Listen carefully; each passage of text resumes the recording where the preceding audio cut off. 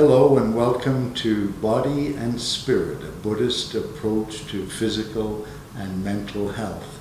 My name is Anthony McGregor, I'm your host, and today we have with us Rasmus Hougaard, who is a businessman from Denmark. He is the managing director of a unique company called the Potential Project. The aim of this company is to bring peace and efficiency to the workplace by using ancient Eastern philosophical approaches and also Western science. So Rasmus has a background as a scientific researcher, and he also has 15 years experience practicing and teaching mindfulness training. Mindfulness training is the focus of the program that Potential Project offers companies. So Rasmus, what exactly is mindfulness training? Good question. Mindfulness training definition depends on who you ask, but in a very broad sense, mindfulness training is coming from Buddhism. It was the method that the Buddha developed when he got enlightened, and it is, to use Western scientific terms, it's a active intervention in the neural networks of our brain. That's the definition we normally use. And the essence of mindfulness is to develop presence in the moment, and develop more skillful thoughts and actions, and get rid of the unskillful thoughts and actions. I see, yeah.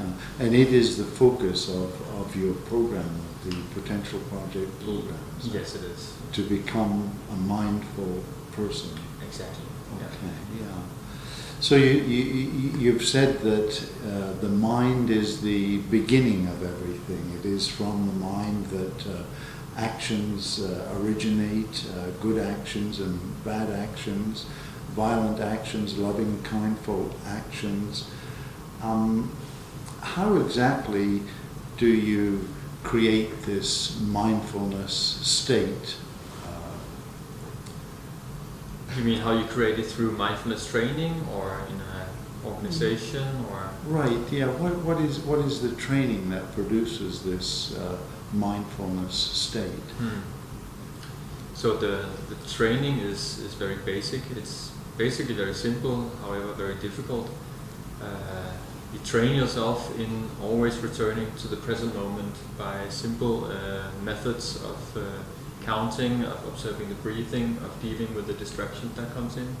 Slowly as you do this practice, your neural networks will start to rewire, will start to get different connections, and thereby you change your whole way of, every moment we change our way of our brain. So it's basically training like going to the fitness center, you lift weights to get stronger muscles. You train your neural networks to connect in more wholesome ways. Okay. How did you get involved in this, Rasmus? In mindfulness? Mindfulness? Yeah. Long ago I was introduced to the idea of mindfulness training, and I tried it out. I was very young, and already at that point it had a very strong impact on me, on my life, on my ability to be with my friends, with my family, to do the work that I had to do. So how old were you then? I was 19. Okay, yeah. I see. So it's been at least 15 years then. Yeah, it's been some more than that, yeah. Yeah. I see, yeah. And so you found that it had an impact on your personal life? Personal life and also professional life. The work that I was already doing back then, I could see the results were improving, as well as my social relations. I see, yeah. And what created this idea of actually producing a program that you can offer to companies? How did that develop? Yeah, different things.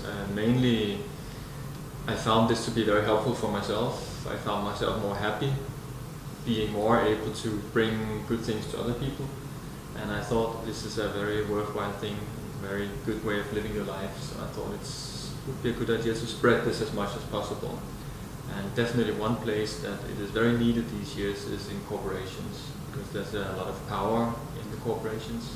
Yes. And if we can bring in some wholesome ways of thinking there, then I think that will have a very good impact on both the people in there and the decisions they are making. Is there a code of ethics associated with mindfulness? Yes, that all depends on, again, the definition you have on mindfulness. Today in the Western world, also partly in the Eastern world, mindfulness is very much equated with a very simplistic present moment awareness thing, which is a very diluted, very shallow version of mindfulness. In that way of doing mindfulness, there's no ethics.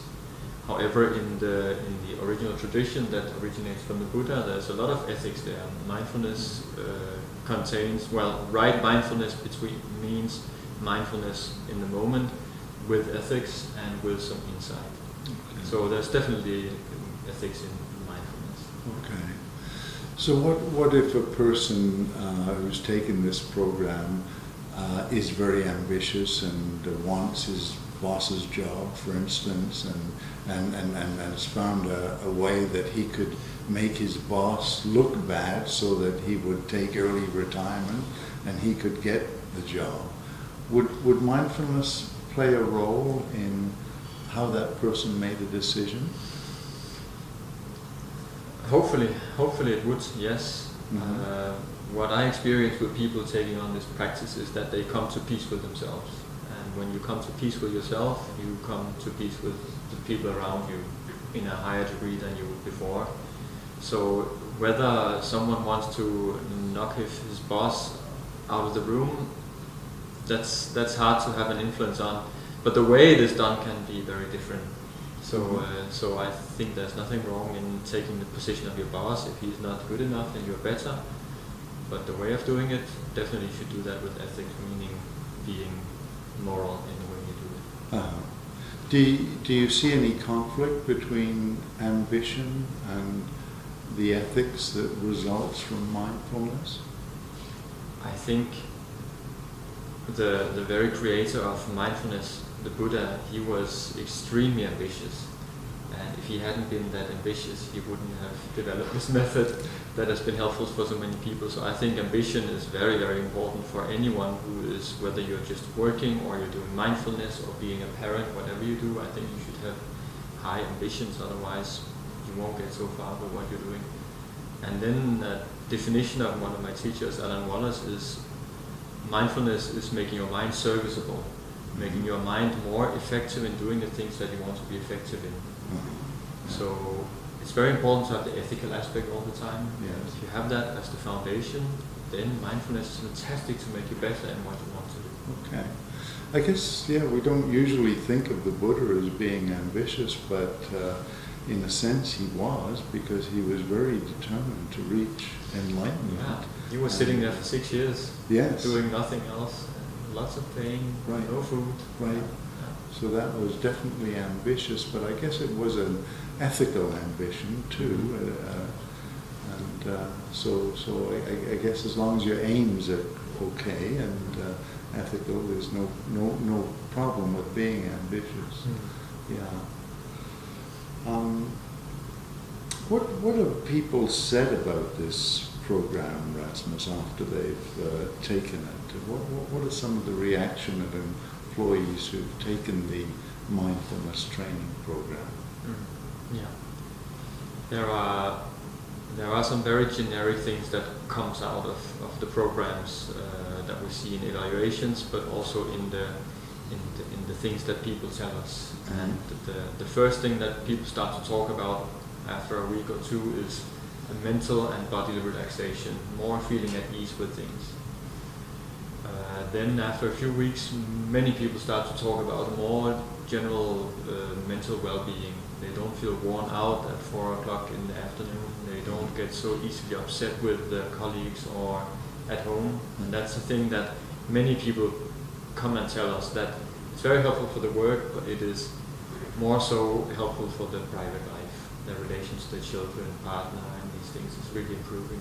I see, yeah. And then people start to, after that takes 1 or 2 months, then they really start to talk about the increase in focus, which makes them able to suddenly do the things that they have to do in a faster pace, with more basically more focused. Okay.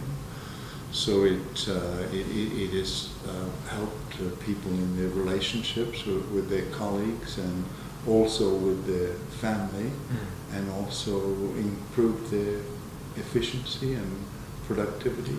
It seems like that, yes. Yes. Yes. That's what the companies are saying anyway. I see. Yeah. That's wonderful. Yeah. So, what about employers? What have they been saying about the program? I guess if the employers were not positive, we wouldn't be here. I see. Because they are paying for it. Yes. So employers, they are sometimes skeptical from the beginning because they don't really know what it is and what they will get. But after a few weeks, it's very clear to everybody that people become more tolerant, people become more focused, people become more patient with each other. So not only do people become more happy, better well-being, but also they become better employees and they change their way of collaborating together in a very positive way. So these are the three things that the bosses are normally reporting back to us. I see, yeah. Have you seen any long-term conflicts that have been solved or resolved because of this approach, because a company has taken the program, and have conflicts lessened and disappeared? I think we haven't been dealing with companies who had specific conflicts. We have been dealing with companies who had a lot of stress-related problems, and those definitely diminished radically, but specific conflicts not. Okay, yeah. So what is the scientific basis of this project? And it seems to rely heavily on the Eastern approach to the mind. What about the scientific basis for it? Yeah, so we are very much involved in neurology. Neurology is a science that can scan the brain and look what it looks like from the inside and what is happening when we are doing certain things with our mind. So this whole body of research is the framework that we are using when we are explaining what mindfulness training is. Mindfulness training is often taught as a discipline where you sit down and you relax in the present moment. A lot of words, but not so concrete. And we try to make it very concrete for the Western mind, or for the educated mind that knows about science, that knows about logic, for people to have a very clear understanding on what is actually going on in their brain, in their mind as they do this practice. I see, yeah. So what are some of the studies, Rasmus, that show that mindfulness does affect the neurology of the brain? Yeah. So there's lots of studies. One of the more recent ones that came out half a year ago showed, this is just one example, showed that the brain actually stops to deteriorate the day or after a few weeks we've been doing mindfulness training. It is the fact that when we are around 17 to 22, our brain starts to fall a little bit apart. The volume of gray matter in our brain starts to get less. People having done mindfulness for years, they have an increase in volume of gray matter in their cortex, which has to do with intellectual tasks. Okay. This is just one example. Then you could say blood pressure, blood flow in the body, energy to the or oxygen to the brain. Many things they have found positive results of mindfulness. Okay. And what does the program actually consist of? What do the employees who enter the program have to do? How long does it last? So the program is a 4-month program.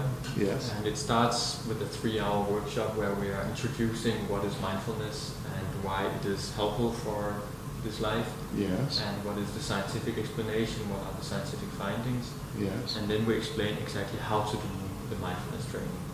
Okay. And then from that day on, they spend 10 minutes together as a group in the workplace in a